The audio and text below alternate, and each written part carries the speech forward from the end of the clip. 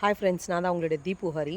இப்போ இந்த நேற்று இன்றைக்கும் என்ன ரொம்ப அதிகமாக இந்த யூடியூப்பில் காட்டுறது என்னன்னா, பிக் பாஸ் 9ல் வந்து பாருவும் கமருதீனை பற்றி தான்.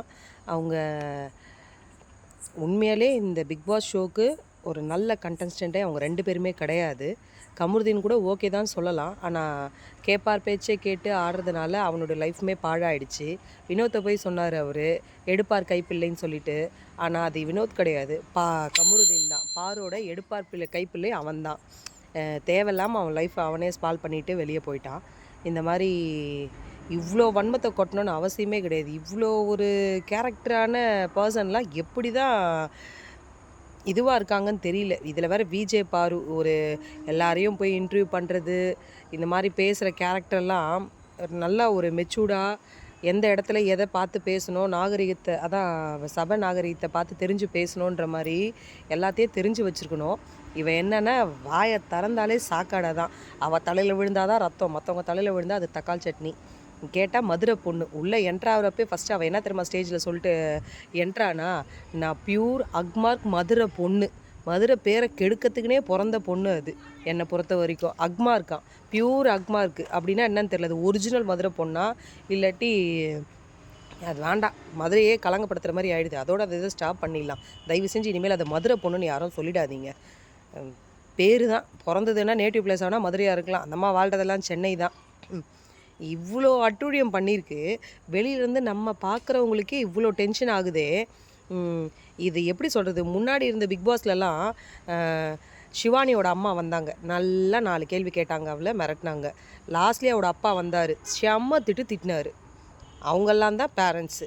இவங்களுடைய பேரண்ட்ஸ் இருக்காங்க பாரு. ஒரு வேளை டிவி ஷோ பப்ளிக்கில் எதுவும் பேசிக்க வேண்டாம், வீட்டுக்கு வந்தால் பார்த்துக்கலான்ட்டு அந்த அம்மா இருந்தாங்களோ என்னவோ. ஆனால் ஓரளவுக்காவது கண்டிச்சுட்டு போயிருக்கலாம். 24 ஹவர்ஸ் உள்ளே காட்டினதை பார்த்தா இது கூட உக்காந்துட்டு அவங்க அம்மாவும் பின்னாடி எல்லாரையும் பற்றி தப்பாக தான் பேசினாங்க. என் கண்ணெதிர்க்க லைவில் சில விஷயம்லாம் நான் டக்கு டக்குன்னு பார்க்குறப்ப நானும் தான் அந்த சீனெல்லாம் பார்த்தேன். வெளியில் போய் உக்காந்துட்டு காஃபி கப்பை யாரோ ஒரு ஃப்ரெண்டு எடுக்க வந்தால், என் ஃப்ரெண்டு நீ எடுத்ததுக்கு தேங்க்ஸ் சொல்ல வந்தால், ஐயோ நீ போய் எடு ஆனால் உட்காரு நான் சும்மா சொன்னேன் அப்படின்ட்டு சைலண்ட்டாக சொல்கிறது. ஒருத்தரை பற்றி பேசுகிறப்ப, இந்த அரோரா பார்க்க வந்த ஃப்ரெண்டை பற்றி பேசுகிறப்ப ரொம்ப தப்பாக பேசுகிறது.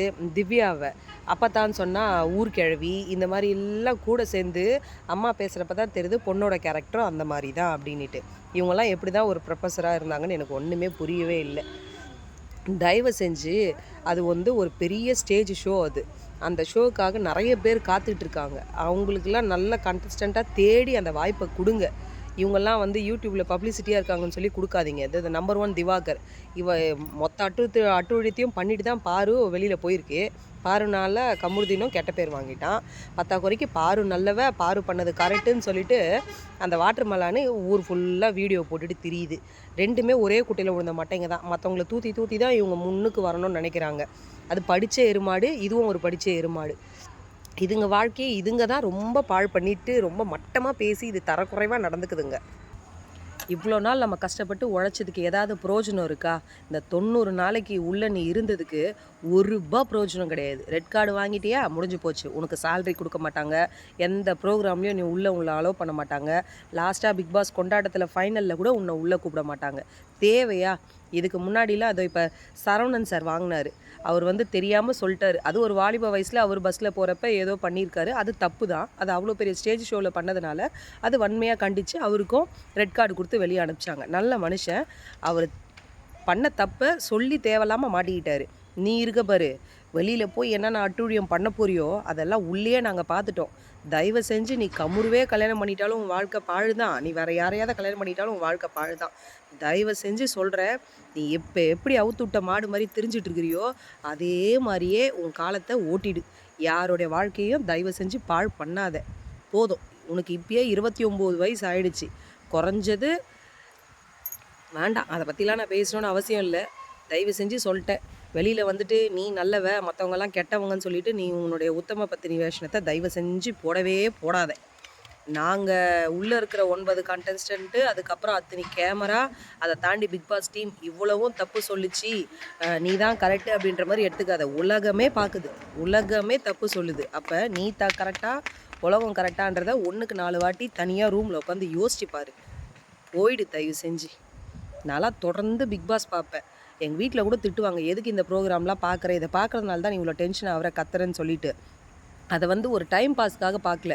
ஒரு எப்படி சர்வே பண்ணுறாங்க, ஒரு புது ஆள் கூட எப்படி 100 நாள் இருக்க முடியும், ஒரு ஃபோன் இல்லாமல், ஒரு டிவி இல்லாமல், ஒரு ரிலேஷன் உறவு, ஒரு ஹஸ்பண்ட், ஒரு குழந்தை குட்டி, ஒரு அம்மா அப்பா, ஒரு அக்கா தங்கச்சி, கூட பிறந்தவங்களெலாம் விட்டுட்டு இவங்க எப்படி ஒரு 100 நாள் இருக்கிறாங்கன்றது தான் மெயினே.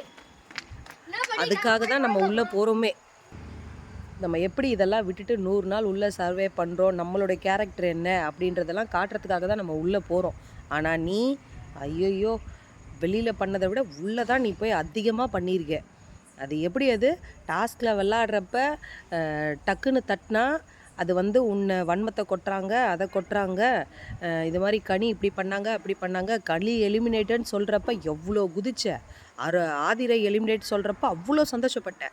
ஆதிரைக்கு 24 ஹவர்ஸ் நான் ஃப்ரீ பாஸ் உனக்கு விட்டு கொடுத்துட்டு போயிட்ட அப்புறம், ஐயோ என் வாழ்நாளில் நான் உன்னை மறக்கவே மாட்டேன் ஆதிரை அப்படின்னு வெளியில் போய் நின்றுட்டு அழுகுற பாரு. ஆனால் அந்த வாயை உம்முன்னு வச்சுட்டு அப்படியே பிதுக்கி அழுகுற பாரு, ஒரு பொட்டு கண்ணீர் கூட வராது. ஆனால் அந்த வாயை பிதுக்கி பிதுக்கி அழுவேன். எப்படி தான் ஜூமில் வர காட்டுறாங்க இந்த பிக் பாஸில் அந்த சீனை மட்டும், அதுதான் ரொம்ப பேஜாராகுது. ஏதோ யோசித்து யோசித்து பேசவே முடியல. உன்னை பற்றி நிறைய இருக்குது. அப்படியே எப்படா அடுத்த ப்ரோமோ போடுவாங்க, என்னாச்சு ஏதாச்சுன்ற மாதிரி இருந்தது. சாண்ட்ரா நடிக்கிறாங்களோ இல்லாட்டி உண்மையாலே அவங்களோட ஹெல்த் இஷ்யூவோ எதுவாக இருந்தாலும் பேசி தீர்த்துக்க வேண்டியது தானே. இது பப்ளிக் ஷோ தானே, குழந்தைங்க பார்க்குது, பெரியவங்க பார்க்குறாங்க, எல்லாம் தெரியுமா தெரியாதா? நீ உன்னுடைய சேனலில் ஒருத்தவங்களை போய் இன்டர்வியூ எடுத்து போடுறியே, இப்படி தான் வல்கரா உட்காந்து பேசி எடுத்து போடுவியா? உன் சேனலை காரித்து போகிறது இல்லாமல் உன்னை கேன்சலே பண்ணிவிடுவாங்க. நம்ம இந்த மாதிரி வந்து உட்காந்து பேசுகிறோமே, சபையில் அவள் 6 பேர் எதிர்க்க நீ காமம் பண்ணுறேன்னு சொல்லிட்டாந்தானே உனக்கு கோவம் வந்தது. 6 பேருக்கு தான் விஷயம் தெரியாது நீ நினச்சிட்ருக்கியா? இங்கே கோடி மக்கள் நீ உள்ளே பண்ணுற அட்டூழியத்தை பார்த்துக்கிட்டு தான் இருக்காங்க. வழக்கு ஆடுறதுக்கு அந்த ரூமில் அதை ரெடி பண்ணி வச்சுருக்காங்க, எல்லாரும் வந்துட்டாங்க. கம்முரு கூட அமைதியாக தான் போகிறான். நீ கம்முரை இழுத்துக்குன்னு திருப்பி அந்த ரூமுக்குள்ளே என்னத்துக்கு போனேன்? அதனால் எல்லாம் காட்டில் நினச்சிட்ருக்கியா? எப்போ பார்த்தாலும் நாய் குலைக்குது. முதல்லலாம் எல்லோரும் தூங்குனா தான் பிக் பாஸில் நாய் குலைக்கும். இப்போ நாய் குலைச்சாலே இந்த 2 நாய்ங்க என்ன பண்ணிகிட்ருக்குது அப்படின்றது தான் எங்களுக்கு தோணுதே.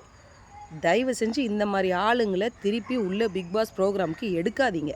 நான் ஒரு 8 சீசனுமே கம்பல்சரி நைட்டு அந்த 1 ஹவர் போடுவாங்க, அதை பார்ப்பேன். கையில் நெட்டு இருந்ததுன்னா ஹாட் ஸ்டாரில் பார்ப்பேன். ஃப்ரீயாக இருக்கிற டைம் சமைக்கிறப்ப இந்த மதியானம் தூங்கக்கூடாதுன்னு சொல்லிட்டு அந்த கொஞ்சம் நேரம்லாம் அந்த ப்ரோக்ராம்லாம் பார்ப்பேன். ஆனால் சீசன் 9 பார்த்தேன், ஒரு வாரம் பார்த்தேன். இந்த வாட்டர் மெலான் பண்ணுற அட்டூழியத்தை தாங்க முடியாமே ஸ்டாப் பண்ணிட்டேன். வாட்டர் மெலான் எலிமினேஷன் ஆகி போயிட்ட அப்புறம் திருப்பி கொஞ்சம் பார்க்க ஆரம்பித்தேன். ஆனால் நீ பண்ணுற பாரு, ஐயோயோ எம்மா நீ பேசுறதை தாங்க முடியல, வச்சாலே லபலபான்னு கத்துற, உன் சவுண்டு மட்டும்தான் கேட்குது. அதனாலே அதை ஆஃப் பண்ணிடுது. நம்மளோட ஸ்ட்ரெஸ் பஸ்டருக்காக தான் நம்ம ஒரு ஏதோ ஒன்று பார்க்குறோம் ஃபோன்லேயோ, ஏதோ நல்ல விஷயத்தை தெரிஞ்சுக்கிறதுக்கோ, எப்படி தனியாக போய் இருக்க முடியுமா, மெயின்டைன் பண்ண முடியுமா, இதுலேருந்து என்ன கற்றுக்கலாம் அப்படின்றதுக்காக தான் நம்ம ஒரு ப்ரோக்ராமே பார்க்குறோம். உன்னை பார்த்தா ஒன்றும் தெரியாதவங்க கூட கெட்டு குடிச்சவராக போயிடுவான். தயவு செஞ்சு அடுத்தது சீசன் 10ன்னு ஒரு பிக் பாஸ் எடுக்கிறீங்கன்னா 1க்கு 10 வாட்டி நல்லதாக ஆளுங்களை பார்த்து போடுங்க. இந்த மாதிரி ஆளுங்களெல்லாம் தயவு செஞ்சு கூட்டு வராதீங்க. நன்றி.